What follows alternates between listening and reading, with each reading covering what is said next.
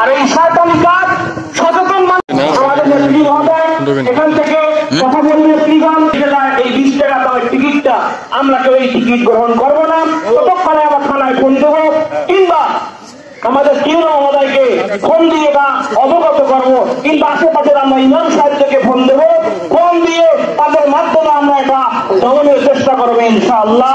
আল্লাহ পাক যেন আমাদের এই গজব থেকে রক্ষা করেন, জুয়া থেকে যেন রক্ষা করেন, সবাই বলে আল্লাহুম্মা আমিন। সকলকে ধন্যবাদ এই রোজের সময় দেওয়ার জন্য, সকলকে ধন্যবাদ।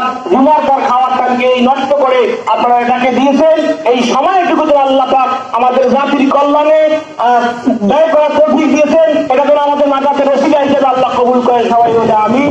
ওয়া আখিরু দাওয়ানা আলহামদুলিল্লাহি রাব্বিল আলামিন। আসসালামু আলাইকুম ওয়া রাহমাতুল্লাহি ওয়া বারাকাতুহু।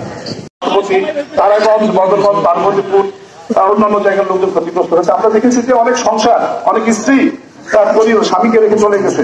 আমি পার্বতীপুরে একজন ব্যক্তির সঙ্গে কথা বললাম, নাম বলবো না, তিনি 27,000 টাকা খরচ করেছেন, 27,500 টাকা টিকিট কিনেছেন কয়েকদিন ধরে। তিনি একটি লোক কি হলো যে একটি পুরস্কার পাবেন।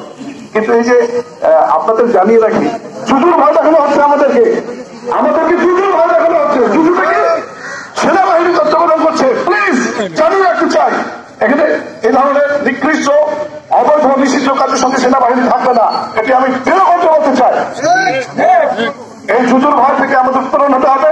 আরেকটি বিষয় ভুলে গেলে চলবে না, আমরা কিন্তু এখন অন্তর্বর্তী সরকার, নতুন বাংলাদেশে আছি। আমরা অন্তর্বর্তী সরকার, বাংলাদেশটি নতুন বাংলাদেশে আমরা আছি।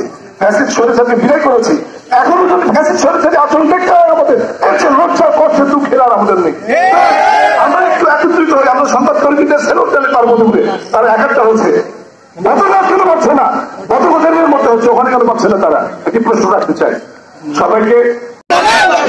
লটারির নামে জুয়া, হাসিনানগরের লটারি, হাসিনানগরের জুয়া, পার্বতীপুরবাসী জেগেছে, রাজপথ কেঁপেছে। লটারির নামে জুয়া বন্ধ করো, করতে হবে। লটারির নামে জুয়া মানি না, মানবো না।